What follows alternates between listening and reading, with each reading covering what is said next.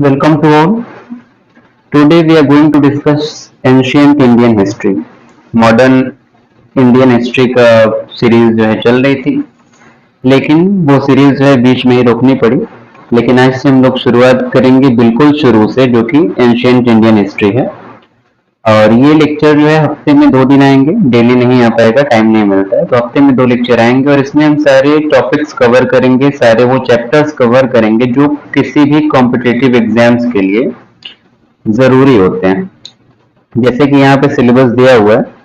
पहला जो चैप्टर है वो सोर्सेज है, और फिर है स्टोन एज है, हड़प्पन सिविलाइजेशन है, वैदिक एज है, महाजनपदास है, मौर्यन पीरियड है, और फिर जो है पोस्ट मौर्यन है, और यहाँ पे ये गुप्ता है, फिर पोस्ट गुप्ता।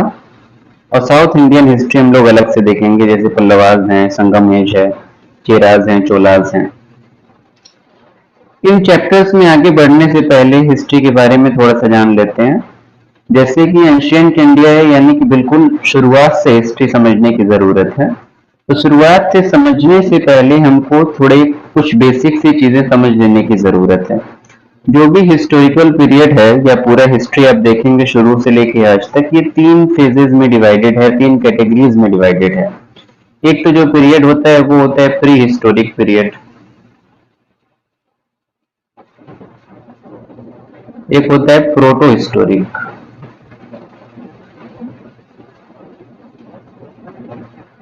और लास्ट जो है वो है हिस्टोरिक। प्री हिस्टोरिक पीरियड उसको बोलते हैं जहां पे कोई एविडेंस ऐसा नहीं मिलता है, लिखी हुई कोई किताबें नहीं मिलती, कोई ट्रेवलॉग नहीं मिलता, कोई सिक्के नहीं मिलेंगे। प्री हिस्टोरिक पीरियड में जो भी एविडेंस है या जो भी इतिहास है वो बेसिकली आर्कियोलॉजी पे बेस्ड होता है, चाहे वो खुदाई के थ्रू कुछ चीजें मिल जाएं, कोई स्केलेटन मिल जाए, कंकाल मिल जाए, वगैरह वगैरह, जैसा कि हम लोग स्टोन एज में देखते हैं। ये प्री हिस्टोरिक टाइम पीरियड में आ जाएगा। इसके अलावा जो सेकंड है वो है प्रोटो हिस्टोरिक पीरियड, यानी कि इसमें भी आर्कियोलॉजी होती है, लेकिन यहाँ पे कह सकते हैं कि रिटन एविडेंस मिलते हैं, लेकिन वो रिटन एविडेंस पढ़े नहीं जाते हैं। जैसे कि एग्जाम्पल ले सकते हैं हम लोग हड़प्पन सिविलाइजेशन का या इंडस वैली सिविलाइजेशन का। यहाँ पे बहुत सारे एविडेंस मिले और कई सारी लिखी हुई चीजें मिली, 400 प्लस जो है पिक्टोग्राफिक स्क्रिप्ट मिली, लेकिन वो लिखा क्या है वो आज तक पढ़ा नहीं गया, डेसिफर नहीं किया गया। तो ऐसे फेज को हम लोग डालते हैं प्रोटो हिस्टोरिक में। और उसके बाद जो लास्ट है हिस्टोरिक फेज या हिस्टोरिक पीरियड, ये वो पीरियड है जहाँ पे चीजें लिखी गई और उन चीजों को पढ़ा भी जाता है, यानी कि वो डेसिफर की जा चुकी हैं। तो उसमें हम लोग मौर्य से लेके आज तक की सारी हिस्ट्री उसमें पढ़ते हैं। तो ये बेसिकली 3 डिवीजन यहाँ पे होते हैं। अब हम लोग बढ़ते हैं अपने पहले चैप्टर की तरफ। आज हम लोग पहला चैप्टर डिस्कस करेंगे, यानी कि historical sources of ancient India. यानी कि कोई भी घटना है या कोई इवेंट हुआ इतिहास में, हिस्ट्री में, तो उस इवेंट के बारे में पता कैसे चलता है। यकीनन कोई एविडेंस मिलते हैं, आर्कियोलॉजी के थ्रू कुछ चीजें मिलती हैं, कोई किताबें लिखी हुई मिलती हैं, सिक्के मिलते हैं, या कुछ ना कुछ ऐसा होता है, तभी तो औरंगजेब की जो है, मान लीजिए कि औरंगजेब को कहें कि हम शाहजहां का बेटा है, तो हम कैसे मानेंगे कि शाहजहां का बेटा है। डेफिनेटली कोई एविडेंस है तभी तो मानेंगे ना, कोई सोर्स है उसके पीछे। अगर हम कहें कनिष्क ने जो है सिक्के जारी किए, तो वो सिक्के जारी किए, इसका एविडेंस कहाँ से मिला? कि डेफिनेटली सिक्के मिले, सिक्कों पे कुछ ऐसे एविडेंस मिले होंगे जिसकी बिना पे हम चीजें कहते हैं कि हाँ इसके टाइम पे ये चीजें थी, इसका टाइम पीरियड यहाँ से यहाँ तक था, इसने ये जारी किया, इसके एडमिनिस्ट्रेशन में ये था, ये नहीं था। जो भी चीजें हम लोग इतिहास के बारे में जानते हैं वो कहाँ से जानते हैं? क्योंकि हमारे पास सोर्सेज हैं। तो आज हम लोग बेसिकली उन्हीं सारे सोर्सेज की बात करेंगे, स्पेशली एंशियंट इंडिया में जो सोर्सेज रहे हैं उन सारे सोर्सेज की हम लोग बात करेंगे, ब्रीफ में देखने की कोशिश करेंगे। अगर सोर्सेस को देखा जाए एंशियंट इंडियन सोर्सेस को, तो बेसिकली 3 डिवीजन यहाँ पे किया जाता है। पहले तो वो सोर्सेज हैं जो आर्कियोलॉजिकल बेस्ड हैं, यानी कि खुदाई के थ्रू कुछ चीजें मिलती हैं। सेकेंड जो चीज है वो लिटरेरी सोर्सेज हैं, यानी कि किताबें। वो किताबें चाहे वो रिलीजियस टेक्स्ट भी हो सकते हैं या वर्ल्डली टेक्स्ट भी हो सकते हैं। और लास्ट बट नॉट लीस्ट वही है फॉरेन अकाउंट्स या ट्रेवलॉग्स, जो बाहर से यात्री आए, उन्होंने अपनी डायरीज लिखी, अपने नोट्स लिखे, अपने ट्रेवलॉग लिखे, जिसमें नाम आता है फाहियान का आता है नाम, इसके अलावा ह्यून सांग का नाम आता है। तो इनके बारे में हम लोग थोड़ा बहुत देखने की कोशिश करेंगे। अगर आर्कियोलॉजिकल सोर्सेज की बात की जाए तो आर्कियोलॉजिकल सोर्सेज में जैसे कि ये पिक्चर आप लोग देख रहे होंगे, ये बेसिकली क्या है, ये माउंड है। माउंड्स बेसिकली बोलते हैं एक तरीके का, हिंदी में कहें तो टीला होता है, मिट्टी का टीला कह सकते हैं। इस माउंट्स की खुदाई जब की जाती है, जब एक्सकवेशन किया जाता है, तब कल्चर्स या सिविलाइजेशंस बाहर आते हैं। For example Indus valley civilisation ले लीजिए, जिसको माना जाता है कि 3300 बीसी से लेके 1700 बीसी टाइम पीरियड रहा उसका। तो वो सिविलाइजेशन कैसे वजूद में आई? पहले तो उसके बारे में किसी को पता नहीं था, ना ही वो सिविलाइजेशन दिखती थी। शायद ऐसा ही कोई माउंट्स रहा होगा या प्लेन रहा होगा, और उसकी खुदाई हुई और खुदाई के बाद पता चला कि हाँ, यहाँ पे कोई नगर पहले बसा हुआ था और ये इतने टाइम से लेके इतने टाइम तक रहा होगा। तो वो कैसे पता चला? क्योंकि एक्सकेवेशंस किए गए, खुदाई की गई। एक्सकेवेशन में सबसे इम्पोर्टेंट जो रोल होता है वो माउंट्स का होता है। ऐसे माउंट्स होते हैं, हालांकि पिक्चर जो है ये बहुत मॉडर्न है। तो इसमें एक्सकवेशंस या खुदाई बेसिकली दो तरीके की होती है, एक तो वर्टिकल भी होती है ऐसे, और एक हॉरिजॉन्टल भी होता है। हॉरिजॉन्टल एक्सकेवेशन में फायदा ये होता है कि आप हॉरिजॉन्टली एक्सकेवेट अगर कर रहे हैं तो एक पूरे सिविलाइजेशन या पूरे कल्चर के बारे में, या जो भी वहां पे नगर था, जो भी सिटी थी या टाउन था, उसके बारे में पूरी जानकारी एक साथ मिल सकती है। लेकिन अगर आप वर्टिकल एक्सकेवेशन करेंगे ऐसे, तो एक के बाद एक आपको सीक्वेंस वाइज अलग अलग सिविलाइजेशन देखने को मिल सकते हैं, अलग अलग कल्चर देखने को मिलेंगे, लेकिन सबके बारे में पूरी जानकारी नहीं मिलेगी। हाँ, सीक्वेंस वाइज कई सारे सिविलाइजेशन देखने को मिल सकते हैं, लेकिन हॉरिजॉन्टल में ऐसा नहीं होता है। हॉरिजॉन्टल में एक ही सिविलाइजेशन के बारे में एक ही बार में पता चलेगा, लेकिन सारा कुछ पता चलता है। तो एक तो ये सोर्स हो गया माउंट्स। इसके अलावा बहुत सारे आर्कियोलॉजिकल बेस्ड सोर्सेज होते हैं, जैसे गुफाओं में पेंटिंग्स वगैरह। और इसमें जो है, जैसे अच्छा ये देखिए, ये खुदाई में मिला मोहनजोदड़ो का, ये ग्रेट बात है।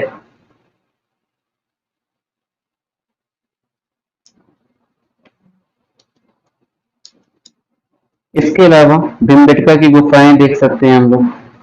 ये देखिए, ये भीमबेटका की गुफाएं हैं, मतलब भीमबेटका की गुफा है। और यहाँ पे देखिए पेंटिंग्स बनी हुई हैं, हालांकि वो प्रॉपर पेंटिंग्स नहीं थी, बट ये सारी चीजें कैसे पता चलती हैं? आर्कियोलॉजिस्ट के थ्रू पता चलती हैं। और आर्कियोलॉजी के थ्रू इसलिए पता चलती है क्योंकि कार्बन डेटिंग की जाती है, उससे पता चलता है कि हाँ, ये चीज इतने 100 साल पहले या इतने 1000 साल पहले रही होगी।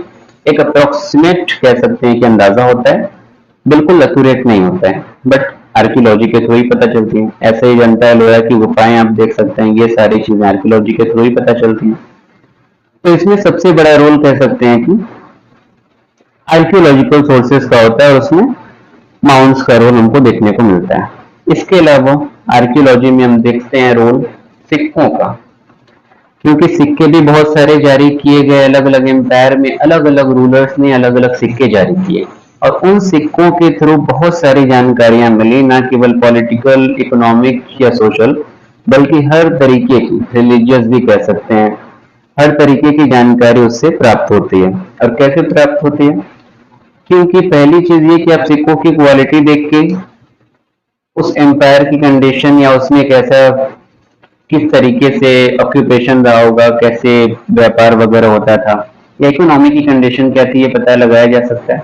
आप फॉर एग्जांपल आप देखेंगे कनिष्का के टाइम पे सोने के सिक्के, और फिर गुप्ता एम्पायर में आप देखेंगे सोने के सिक्के। तो सोने के सिक्के गुप्ता एम्पायर में बहुत ज्यादा थे, लेकिन उन सोने के सिक्कों की क्वालिटी क्या हो गई? बहुत ज्यादा डिग्रेड कर गई, बहुत जो है लो क्वालिटी हो गई। तो ऐसे सिक्कों से जानकारियां मिलती हैं। इसके अलावा पॉलिटिकल इंफॉर्मेशन भी सिक्कों से मिलती है। पॉलिटिकल इंफॉर्मेशन किस तरीके से मिल सकती है कि हो सकता है उस सिक्के पे किसी किंग का, क्वीन की फोटो हो डिपिक्ट की गई हो, और साथ ही साथ हो सकता है उसका रेन भी लिखा हो, रेन यानी कि उसका कार्यकाल। तो इससे पता चलता है कि हाँ, ये राजा था और इसका टाइम पीरियड यहाँ से यहाँ तक रहा। तो ये सारे इश्यूज हमको देखने को मिलते हैं। साथ ही साथ रिलीजन के बारे में अगर बात की जाए तो रिलीजियस इंफॉर्मेशन भी मिलती है, क्योंकि बहुत सारे सिक्कों पे हमको जो है देवी देवताओं की कह सकते हैं कि पिक्चर्स मिलती हैं। तो इससे उनके रिलीजियस फेथ के बारे में भी कहीं ना कहीं जानकारी हमको देखने को मिलती है। रही बात कि सिक्के होते किसके थे, तो सिक्के कॉपर के भी होते थे, सोने के भी होते थे, इसके साथ साथ ब्रॉन्ज के भी होते थे, जो कि एक अलॉय है, कॉपर और टिन को मिला के बनाया जाता है। इसके अलावा लेड के सिक्के होते थे और इसके अलावा प्रोटीन के भी सिक्के होते थे। इसमें लेड, कॉपर और टिन, ये तीनों चीजें मिला के इसको बनाया जाता था। तो अलग अलग तरीके के सिक्के जारी किए गए। बाय द वे, जो सिक्कों की स्टडी की जाती है उसको बोला जाता है न्यूमिस्मैटिक्स। इसको जो है देखिए यहाँ पे लिखा हुआ है, न्यूमिस्मैटिक्स बोलते हैं द स्टडी ऑफ कॉइन्स। ठीक है। इसके अलावा खास बात यह है कि अलग अलग तरीके के सिक्के बनाए तो गए और अलग अलग टाइप भी होते थे उसको बनाने के, और इसमें एक बहुत ही फेमस जो नाम आता है वो आता है पंच मार्क्ड कॉइन्स। हालांकि ये सारी चीजें जो है आगे चैप्टर्स में पढ़नी है, बट यहाँ पे हम लोग एक ओवरव्यू ले रहे हैं। और ये पिक्चर जो है ये पंच मार्क्ड कॉइन्स की है, यानी कि इसको पिघलाया जाता है और पिघला के ये किसी चीज पे ये सारे शेप बनाए जाते हैं और उस पिघले हुए धातु पे वो चीज रखी जाती है और ऊपर से हथौड़ा या किसी चीज से मारा जाता है।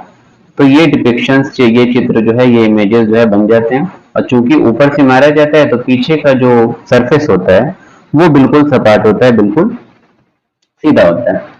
और ये जो है ये हड़प्पन सील्स हैं, ये सभी एक सोर्स हैं और इनके ऊपर उनकी स्क्रिप्ट है जो कि पिक्टोग्राफिक है। आप देखेंगे यहाँ फिश वगैरह बनी हुई है। तो ये लिखते क्या थे या क्या लिखा है इन लोगों ने, ये आज तक पता नहीं है। इसके अलावा जो आर्कियोलॉजी में तीसरा सोर्स है वो है इंस्क्रिप्शंस। बहुत सारी चीजें लिखी गई और अलग अलग लैंग्वेजेस में लिखी गई। पहले तो अर्लीस्ट इंस्क्रिप्शन अगर देखेंगे इंडिया के 3री शताब्दी BC वगैरह में, तो वो नॉर्मली जो होते थे प्राकृत लैंग्वेज में होते थे, प्राकृत लैंग्वेज में ही कार्य किए जाते थे। लेकिन जब 2nd सेंचुरी AD में हम लोग आते हैं तो संस्कृत का यूज भी देखने को मिलता है इंस्क्रिप्शंस में। और फिर 9वीं 10वीं शताब्दी के आसपास देखेंगे कि रीजनल लैंग्वेजेस में भी इंस्क्रिप्शंस आने लगते हैं। हालांकि जरूरी नहीं कि सारे इंस्क्रिप्शंस को डिसिफर किया जा सके, जैसे कि हड़प्पन कल्चर की अभी हम बात की, हड़प्पन इंस्क्रिप्शंस को आज तक डिसिफर नहीं किया गया। वो पिक्टोग्राफिक स्क्रिप्ट थी और 400 से ज्यादा जो है पिक्टोग्राफिक स्क्रिप्ट उनकी मिली। हालांकि किसी मतलब उन्होंने क्या लिखा वो आज तक कभी समझ नहीं है। वहीं अगर अशोकन इंस्क्रिप्शंस की बात करें, जो कि कह सकते हैं हिस्टोरिक एज का टॉपिक है, इसमें जो भी इंस्क्रिप्शन थे मोस्टली वो इंस्क्रिप्शन ब्राह्मी स्क्रिप्ट में लिखे गए। और ब्राह्मी स्क्रिप्ट जो होती है वो लेफ्ट टू राइट लिखी जाती है। इसके अलावा कुछ अशोकन इंस्क्रिप्शन थे जो कि खारोष्ठी में भी लिखे गए, और जैसे कि खारोष्ठी में भी लिखे गए, और कुछ ऐसे थे जैसे कि ग्रीक और अरमैक स्क्रिप्ट्स में भी लिखे गए। और खारोष्ठी स्क्रिप्ट जो होती है वो राइट टू लेफ्ट लिखी जाती है और जो ब्राह्मी स्क्रिप्ट है वो लेफ्ट टू राइट। वहीं अगर हड़प्पन की जैसे की बात की जाए, ये हम बताना भूल गए, हड़प्पन जो स्क्रिप्ट होती थी, पिक्टोग्राफिक जो स्क्रिप्ट होती थी, उसको बोस्टोफेंडन स्टाइल में लिखा जाता था। यानी कि ऐसे करके ऐसे, राइट से लेफ्ट, फिर उसी के नीचे लाइन वाले में आ जाएंगे और फिर लेफ्ट से राइट, फिर राइट से लेफ्ट, ऐसे करके एक कह सकते हैं सांप की तरह स्टाइल बनता था, जिसको बोलते हैं बोस्टोफेंडन स्टाइल। इसके अलावा कुछ ईरानियन इंस्क्रिप्शंस भी हमको देखने को मिलते हैं। ऐसे एक ईरानियन इंस्क्रिप्शंस है जिसे बोलते हैं ससानियन इंस्क्रिप्शंस, और उसके थ्रू हमको जानकारी मिलती है। एक वर्ड जो हम यूज करते हैं वो है हिंद, और जिससे टर्म आया हिंदुस्तान। तो ये सारे इंस्क्रिप्शंस अलग अलग कह सकते हैं स्क्रिप्ट्स में पाए गए और उन इंस्क्रिप्शंस को पढ़ा गया और उन इंस्क्रिप्शंस को पढ़ के पॉलिटिकल इंफॉर्मेशन मिली, किसकी कितनी टेरिटरीज थी, उन टेरिटरीज के बारे में जानकारी मिली, किसने कब जो है कहाँ तक शासन किया, किसने कौन से टाइटल्स लिए, सारी इंफॉर्मेशन इंस्क्रिप्शंस के थ्रू हमको देखने को मिलती है। और सारे इंस्क्रिप्शंस के बारे में हर चैप्टर में डिस्कशन होता है, तो वो हम लोग आगे जब चलेंगे तो देखेंगे। और अशोकन इंस्क्रिप्शंस कह सकते हैं फर्स्ट इंस्क्रिप्शन से जिन्हें डिसिफर किया गया, और जिसने डिसिफर किया उसका नाम था, यहाँ पे हम लिखे होंगे वो जेम्स प्रिंसेप, यहाँ पे देखिए है ईस्ट इंडिया कंपनी का एम्प्लॉय था और इसने जो है इन इंस्क्रिप्शंस को, इन एपिग्राफ्स को कार्व किए गए थे, उनको पहली बार डेसिफर किया था। बाकी यहाँ पे दो अशोकन पिलर्स के एग्जांपल दिए हुए हैं, एक मेरठ का और दूसरा ये हरियाणा का है, जो बाद में फिरोज शाह तुगलक के द्वारा दिल्ली लेके आया गया था। तो ये सारी चीजें थी, कह सकते हैं आर्कियोलॉजी बेस्ड जो सोर्सेज हैं वो हैं। जैसे कि यहाँ पे देखिए ये पिलर है और इस पिलर का ही अगर आपके पास से फोटो देखिए तो देखिए इसमें बहुत सारी चीजें लिखी हुई हैं, तो इससे हमको जानकारी देखने को मिलती है। इसके अलावा कुछ लिटरेरी सोर्सेज भी हैं, कुछ किताबें हो सकती हैं, डायरीज हो सकती हैं, ट्रेवलॉग हो सकते हैं, या सबसे बड़ा सोर्स जो एंशिएंट इंडिया में है वो है रिलीजियस टेक्स्ट। रिलीजियस टेक्स्ट यानी कि वेद हो गया, रामायण हो गया, महाभारत हो गया, पुराण हो गया, वेदांगास हो गया, उपनिषद है, ब्राह्मणास है, अरण्यकास है। ये सारी चीजों से हमको जानकारी मिलती है और चारों वेदों से सबसे ज्यादा इंपॉर्टेंट इंफॉर्मेशन मिलती है, स्पेशली वैदिक एज के बारे में, लेटर वैदिक एज के बारे में। हालांकि ये सारी चीजें ऐसे बुक के तौर पे प्रॉपर नहीं लिखी होती थी और कितनी चीजें तो जो है ओरली ट्रांसफर की गई, और शुरुआत में जो चीजें लिखी गई वो नॉर्मली शिप लेदर पे यानी कि भेड़ की खाल पे या वुडन टैबलेट, लकड़ी की ऐसी टैबलेट बनी होती थी, उन पे चीजें लिखी गई। बर्शबाक यानी कि पेड़ की जो छाल होती है, जैसे कि यहाँ पे देखिए ये है। इसके अलावा जो है कह सकते हैं जो पाम ट्री होता है उसकी पत्तियां जो होती थी उस पर भी चीजें लिखी जाती थी। तो इन सारे सोर्सेज से हमको पता चलता है और इनमें जो जैसा कि हम बताए सबसे बड़ा जो सोर्स है वो सोर्स है रिलीजियस टेक्स्ट का, और उन रिलीजियस टेक्स्ट में सबसे बड़ा जो सोर्स है वो है वेदास का। टोटल 4 वेद हैं और उन चारों वेदों को जैसे अपौरुषेय बोला जाता है, जो कि अपौरुषेय का मतलब है something beyond the capacity of human to create, यानी कि इंसानी बस में नहीं है उस चीजों को क्रिएट करना, उससे बोलते हैं अपौरुषेय। और वेदास को हम लोग बोलते हैं श्रुति। श्रुति यानी कि टू हियर, सुन के। तो वेदास में अगर बात की जाए तो 4 वेद हैं, ऋग्वेद है, यजुर्वेद है, अथर्ववेद है और सामवेद है। जैसे वेदास को बोला जाता है श्रुति, ऐसे ही एक टर्म आता है हिस्ट्री में, मतलब ये इंडियन फिलोसफी में या रिलीजियस टेक्स्ट में, वो है स्मृति। और स्मृति उन टेक्स्ट को बोलते हैं जिनकी कह सकते हैं जो इंफॉर्मेशन उसमें दी गई है, जो कंटेंट उसमें दिया गया है वो बेस्ड होता है श्रुति पे, यानी कि श्रुति उसका सोर्स होता है। श्रुति से जो चीजें लेके लिखी जाती हैं या नई किताबें जो लिखी गई, जो नए टेक्स्ट लिखे गए, उनको बोला गया स्मृति। और स्मृति का एग्जाम्पल हम कह सकते हैं पुराण, रामायण, महाभारत है, या फिर जो है वेदांगास है। ये वेदांगास यहाँ पे देखिए 6 अंग यानी कि 6 लिम्स ऑफ द वेद। तो ये सारे जो है स्मृति का एग्जाम्पल है। अगर इनके बारे में थोड़ा बहुत डिटेल में बात की जाए तो बहुत ज्यादा ब्रीफ जाने की जरूरत नहीं है, लेकिन अगर बात की जाए तो जैसे ऋग्वेद सबसे पुराना है। ऋग्वेद जो है 1500 से लेके 1000 बीसी के बीच में लिखा गया, और इसमें जो है कह सकते हैं 3 डिवीजन किए गए, 3 ग्रुप में इसको बांटा गया। पहला जो ग्रुप है वो डेटीज से डील करता है, जैसे अग्नि है, इंद्र है, वरुण है, बाकी जो अदर डेटीज हैं उनसे डील करता है। दूसरा जो सेकंड ग्रुप है वो डील करता है फिलोसफिकल कंटेक्स्ट से, यानी फिलोसफी से रिलेटेड जो चीजें हैं उससे डील करता है, और कह सकते हैं कि ओरिजिन ऑफ द यूनिवर्स है उससे डील करता है। और तीसरा जो ग्रुप है ऋग्वेद में, वो बाकी जो अलग अलग सब्जेक्ट्स हैं छोटे मोटे, उन सारे सब्जेक्ट से डील करता है, जैसे कि शादी है, मैरिज, अलग अलग राजाओं के बीच में जो वॉर्स हुए, जो युद्ध हुए, उनसे उनके बारे में जिक्र करता है। अगर ऋग्वेद की कुछ फैक्चुअल बातों को देखा जाए तो ऋग्वेद में टोटल 10 मंडल हैं। वैसे कहीं ब्लैंक पेज है नहीं तो लिखते हैं हम। चलिए यहीं पे देखिए, टोटल जो है 10 मंडल हैं ऋग्वेद में, ठीक है। इसके अलावा 1028 जो है सुक्ताज हैं, और जो है 10,552 मंत्र हैं। ये जो है ऋग्वेद की बात है, और गायत्री मंत्र भी जो है ऋग्वेद का पार्ट है। इसके अलावा अगर सामवेद की बात की जाए तो एक मिनट, इसके अलावा अगर सामवेद की बात की जाए तो ये चारों वेद में सबसे छोटा है, और कह सकते हैं कि इसमें बहुत सारी जो वर्सेस हैं वो ऋग्वेद संहिता से ली गई हैं, और इसमें रिचुअल एप्लीकेशंस के बारे में बात की गई है। और ऐसे यजुर्वेद की बात की जाए तो प्रिंसिपली ये प्रोज फॉर्म में है, प्रोज यानी कि गद्य कह सकते हैं।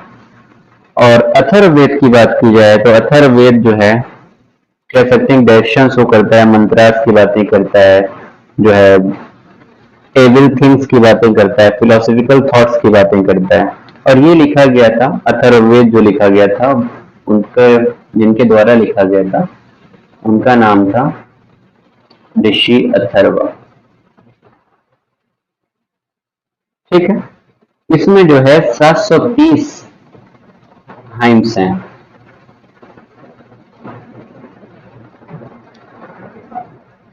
और अथर्ववेद को ही माना जाता है कि ये ओरिजिन है आयुर्वेद की। आयुर्वेद जो कि इंडियन साइंस ऑफ मेडिसिन है, इसका सोर्स माना जाता है अथर्ववेद को। और अथर्ववेद ही इकलौता ऐसा वेद है जो कि स्पिरिचुअल नॉलेज से भी डील करता है और वर्ल्डली हैप्पीनेस जो है उससे भी डील करता है। तो ये सारी बातें हो गई चारों वेद के बारे में। इसके अलावा जैसे कि एक और इम्पोर्टेंट अभी हम बताएं वो है वेदांगास, यानी कि वेदों के अंग, 6 अंग की बात की गई है, 6 लिम्स ऑफ द वेदास। और इन 6 वेद अंगों की बात यहाँ पे लिखी हुई है, शिक्षा, व्याकरण, छंद, निरुक्त, कल्प और ज्योतिष। ये भी जो है सोर्स है। इसके अलावा ये 6 दर्शन है, यानी कि 6 दर्शन है, 6 आस्तिक दर्शन है। ये आर्ट एंड कल्चर का टॉपिक है, उसको हम लोग वहां पे देखेंगे। इसके अलावा एक और इम्पोर्टेंट सोर्स है, वो ये है उपनिषद। टोटल 108 उपनिषद हैं, और उपनिषद को यूजुअली कहा जाता है वेदांत, यानी कि वेदों का अंत। ये निचोड़ है सारा, कह सकते हैं कॉन्क्लूड कर दिया गया यहाँ पे। और कई सारे उपनिषद हैं, जैसे कि कठोपनिषद है। और इसके अलावा अच्छा, कठोपनिषद में जो है एक ये डील करता है यामा और नचिकेत के डायलॉग से। ये बहुत फेमस है, और इसमें ज्यादा डिटेल में नहीं जाएंगे। बाकी जो है कुछ एपिक्स हैं, और उन एपिक्स का नाम भी जो है हम अभी बता चुके हैं, जैसे कि रामायण है, महाभारत है, पुराण है। रामायण और महाभारत से बहुत सारी इंफॉर्मेशन मिलती है। महाभारत को जो है लिखा गया था वेद व्यास के द्वारा, और रामायण को लिखा गया था वाल्मीकि द्वारा, यहाँ पे देखिए। और महाभारत में कह सकते हैं ओरिजिनली जो है 800 नहीं, 8800 8800 वर्सेज हैं, जिन्हें कहा जाता है जय संहिता।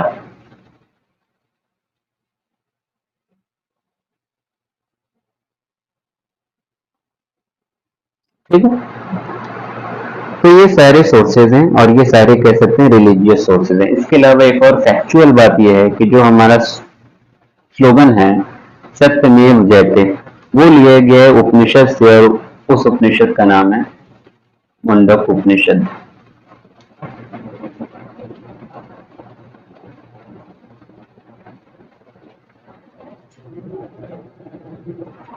आई होप कि सारी चीजें जो है क्लियर होंगी। तो ये लिटरेरी सोर्सेज हैं जिससे हमको हिस्ट्री के बारे में पता चलता है, और स्पेसिफिकली जो हम बात कर रहे हैं वो बात करें एंशियंट हिस्ट्री की। और एंशियंट हिस्ट्री का सबसे बड़ा जो सोर्स है वो रिलीजियस टेक्स्ट ही है। जो लास्ट कैटेगरी हमारी है सोर्सेज की, वो है foreign accounts and travel of. कुछ बाहरी जो यात्री है, ट्रेवलर्स है, उन्होंने बहुत सारी चीजें लिखी, और उनसे हमको इंडियन सोसाइटी के बारे में, एडमिनिस्ट्रेशन के बारे में, रिलीजन के बारे में, कल्चर के बारे में बहुत सारी चीजें पता चलती हैं जो उन्होंने लिखी। इसका सबसे बड़ा एग्जाम्पल हम लोग ले सकते हैं, जैसे कि चंद्रगुप्त मौर्य का कंटेम्पररी था अलेक्जेंडर, जिसे हम लोग सिकंदर कहते हैं, जो 326 बीसी में भारत में कह सकते हैं अटैक करता है। और इसमें अच्छा, अलेक्जेंडर को एक और श्रेय दिया जाता है, 4 इसने रास्ते खोजे जो कि भारत को यूरोप से कनेक्ट करते थे। बहरहाल, तो इन कह सकते हैं इन लोगों की वजह से बहुत सी चीजों का आदान प्रदान हुआ। और इसमें एक नाम आता है मेगास्थनीज का। मेगास्थनीज जो है चंद्रगुप्त मौर्य के कोर्ट में रहा और इसने एक किताब लिखी इंडिका, और इससे हमको बहुत सारी इंफॉर्मेशन मिलती है मौर्यन एडमिनिस्ट्रेशन के बारे में भी, और साथ ही साथ मौर्यन टाइम पीरियड में जो इकोनॉमिक कंडीशन थी, जो सोशल कंडीशन थी, उसके बारे में भी हमको जानकारी मिलती है। इसके अलावा भी कई सारे सोर्सेज हैं, जैसे कि पेरिप्लस ऑफ एरिथ्रियन सी है, यहाँ पे लिखा होगा, देखिए पेरिप्लस ऑफ एरिथ्रियन सी है। इसके अलावा टोलेमियस ज्योग्राफी है, क्रिश्चियंस टोपोग्राफी है। इन सारी चीजों से भी हमको सोर्सेज मिलते हैं। और मोस्ट इम्पोर्टेंटली जो हमको मिलता है वो मिलता है फाहियान का और ह्यूएनसांग का। और ह्यूएनसांग जो है हर्षवर्धन के टाइम पे आया और इसने भी बहुत सारी चीजें लिखी, भारत के बारे में लिखी। हालांकि उसका जो ऑब्जेक्टिव था वो बुद्धिस्ट स्क्रिप्चर्स को सिक्योर करना था, और इसीलिए जो भी बुद्धिस्ट प्लेसेस थे उसमें वो ज्यादा इंटरेस्ट लेता था। यहाँ पे देखिए लिखा हुआ है। और हालांकि मेन ऑब्जेक्टिव वही था, लेकिन उसने बहुत सारी चीजों के बारे में भी लिखा। और साथ ही साथ जो यूनिवर्सिटी है नालंदा की, है नहीं मतलब जो थी, उसके बारे में भी इसने बहुत सारे डिस्क्रिप्शंस दिए। और कह सकते हैं कि हर्षवर्धन के टाइम के बहुत सारी चीजों से इसने बहुत सारी चीजों का इसने जिक्र किया और चीजें लिखी। तो ओवरऑल इस तरीके से हमको हिस्ट्री के बारे में पता चलता है, हिस्ट्री में कब कौन सी चीजें हुई ये पता चलता है। हाँ, ये बात जरूर है कि मान लीजिए फाहियान ने कुछ लिख दिया या ह्यूएनसांग ने कुछ लिख दिया तो वो जरूरी नहीं है कि वो सच्ची हो। जो जिसके दरबार में होता है वो उनकी बुराइयां नहीं लिखता है, वो अच्छाइयां ही लिखने की कोशिश करता है, चाहे आप एंशियंट में उठाइए, मिडिवल में उठाइए, कहीं पे भी, चाहे फिर मॉडर्न में। तो ऐसा नहीं है कि एक ने किसी ने सिर्फ कुछ लिख लिया तो उसको मान लिया जाएगा। अलग अलग जो है सोर्सेज होते हैं और अलग अलग चीजें लिखते हैं। जैसे कि मॉडर्न एडमिनिस्ट्रेशन में आप जाएंगे तो सेम चीजों के बारे में, जैसे कि आर्मी के बारे में मेगास्थनीज जो है अपनी इंडिका में कुछ और लिखता है, और चाणक्य जो है अपनी अर्थशास्त्र में कुछ और लिखते हैं। तो ये डिफरेंसेस देखने को मिलते हैं, कॉन्फ्लिक्ट देखने को मिलते हैं। तो इस तरीके से सोर्सेज डिसाइड किए जाते हैं। तो ओवरऑल आज के लिए इतना ही, और ये हमारा जो है पहला चैप्टर था। और आई होप आपको पसंद आया होगा, और पसंद आया है तो लाइक करिए और जो है अपने दोस्तों के साथ शेयर करिए। तो पहला चैप्टर कंप्लीट है, ओवरऑल एक ब्रीफ सा लेक्चर रहा। अगले लेक्चर में हम लोग देखेंगे स्टोन एज। और स्टोन एज जो है इसमें जो है 3 पीरियड आते हैं, पैलियोलिथिक है, मेसोलिथिक है और नियोलिथिक है। और पैलियोलिथिक को भी 3 डिवीजन किया गया है, अपर, मिडल और लोअर। तो इसमें हम लोग इसको एक ही लेक्चर में देखने की कोशिश करेंगे। उसके बाद हड़प्पन सिविलाइजेशन देखेंगे जो कि सबसे ज्यादा इंपॉर्टेंट है। तो आज के लिए इतना ही। So I hope you like that lecture, and please share with your friends and also subscribe the channel if you have not subscribed yet. Thank you.